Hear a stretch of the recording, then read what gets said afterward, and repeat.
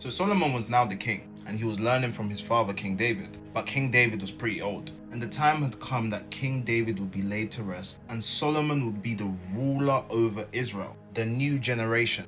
But King Solomon had this brother called Adonijah, and Adonijah wanted to be king. Adonijah was still scheming, and ultimately Adonijah met a brutal end. My name's Daniel, I tell Bible stories, and this is the second part in the series of King Solomon, and it's about how Adonijah met a befitting end. So Adonijah was scheming. He wanted Solomon's crown and Solomon's kingdom, but he knew he had to be smart about it. One day Adonijah was walking and he saw this woman. She was one of the most beautiful women in the kingdom. Then an idea popped up in his head. If he could marry this woman, the entirety of Israel would start to see him as the king. I mean, they thought he was going to be a king anyway, so now this would seal it. But why this woman specifically? When King David was old, he became quite ill, and he couldn't sleep at night because he was too cold. No matter what duvet was given to him, he just couldn't stay warm. So David's loyal men came together. Technology wasn't as developed, so they had this idea.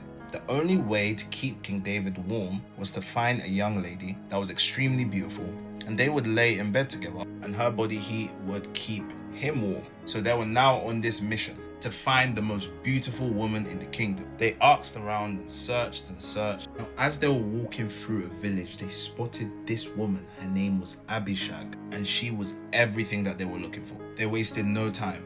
Abishag would be the old king's last and most closest partner. So now Abishag made her way down to Israel. All of the men in the kingdom saw how beautiful she was. And finally, so did King David.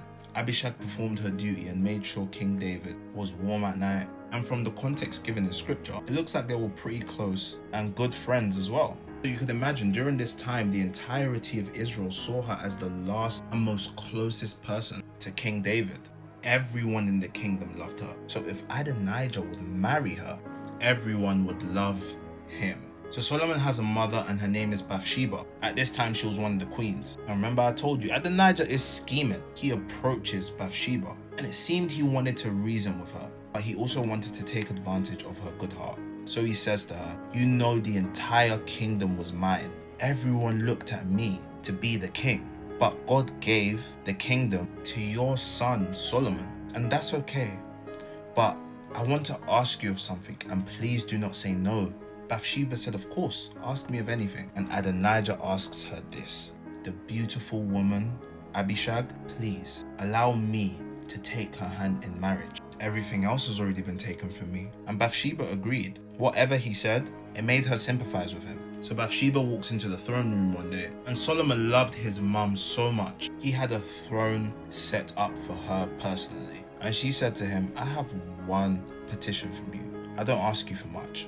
And because Solomon loves his mother so much, he says to his mother, "Ask me of anything and I'll do that for you." Bathsheba asks King Solomon to let Adonijah marry Abishag, and King Solomon was enraged. He knew what Adonijah was trying to do. He said to his mother, "You may as well give the whole kingdom to Adonijah and Abiathar the priest and Joab.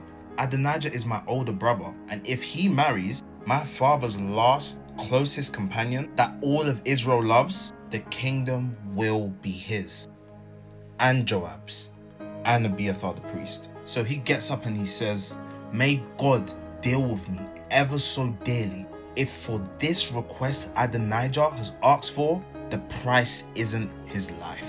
And the head of King Solomon's army was this guy.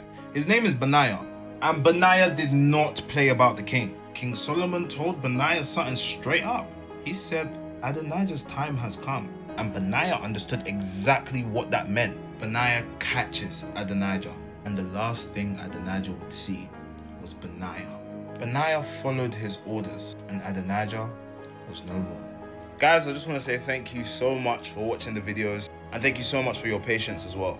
Someone found my other account and told me to come back to this account and complete the video.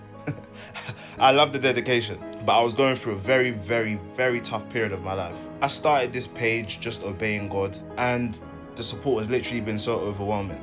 And from there now, I've literally entered like the hardest period of my life. I posted on my story, I updated you guys, but now I want to ask for something more.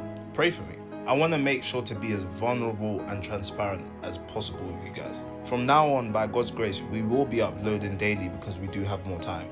But do pray for me, guys. I don't want to put on this facade and say I'm okay, but I never want to change my stance in what God has given me to do. So this is me being as vulnerable as possible. Pray for me. Very simple prayer that God will just strengthen me. And if you made it this far, thank you. You guys know my DMs are always open to answer any questions. But yeah, I appreciate you guys. Can't wait to get on to Solomon part 3. And I can't wait to see where God takes us next.